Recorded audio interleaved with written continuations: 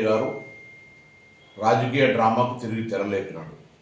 నిన్న ఎన్నికల ప్రచార సభ సందర్భంగా నేను అతన్ని ఒక ప్రశ్నించిన, పార్లమెంట్ సభ్యుడిగా 5 సంవత్సరాలు మీరు నియోజకవర్గం చేసిన సేవ ఏందో చెప్పి ప్రచారం కొనసాగించండి.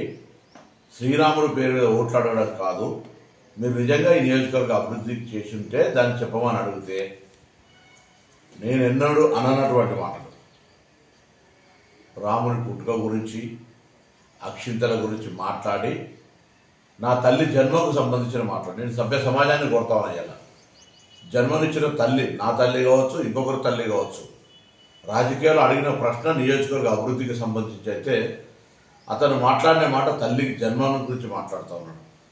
సమాజం గమనించాలి, తల్లి పాత్ర ఎవరి తల్లి అయినా తల్లి. అటువంటి మాటలు మాట్లాడిన వ్యక్తి రాజకీయ డ్రామా చేస్తూ తిరిగి ఆ యాత్ర ఒక ప్రచారం రావాలనే ఆలోచనతో మళ్ళీ ఎవరు అడ్డుకుంటున్నట్టుగా ప్రచారం చేస్తారు. మేమెవరూ అడ్డుకుంటలేదు, ప్రజాస్వామ్యంలో యాత్ర చేసే హక్కున్నది. మీరు మాట్లాడిన మాటల్ని మళ్ళీ ఏమంటున్నారు, చట్టరీత్యా చర్యలు తీసుకుంటారు. ప్రజలే మనకు చట్టం, ప్రజాస్వామ్యమే మనకు చట్టం. ఈ ప్రజల ముందు నేను అడుగుతా ఉన్నా, అమ్మ ప్రతి బిడ్డకు జన్మనిచ్చుంటారు ఒక తల్లి, నా తల్లి జన్మ గురించి మాట్లాడుతూ ఉన్నటువంటి అతని పట్ల ఒకసారి ఆలోచన చేయండి. ఇది ఏమాత్రం రాజకీయాల సబబు ఈ విధంగా మాట్లాడడం.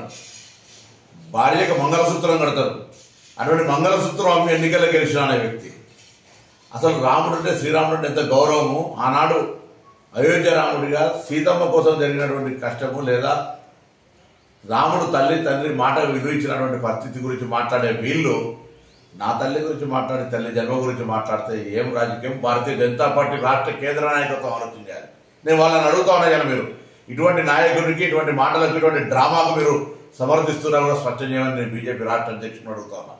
ఈ జిల్లాకు సంబంధించిన బీజేపీ నాయకులను అడుగుతా ఉన్నా, ప్రజలను అడుగుతా ఉన్నా. నేను ఏ విధంగా మాట్లాడినా నేను ఈ నియోజకవర్గ ఎంపీగా ఇవాళ కూడా బహిరంగ చర్చకు సిద్ధమని 6 నెలలుగా ఏడాది నుంచి అడుగుతా ఉన్నా.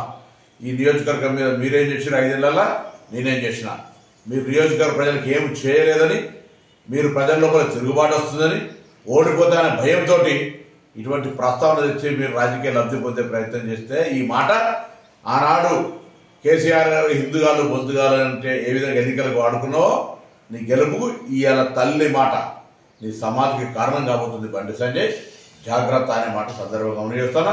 మేము హింసవాదులం కాదు, మేము కాంగ్రెస్ పార్టీ వాళ్ళం.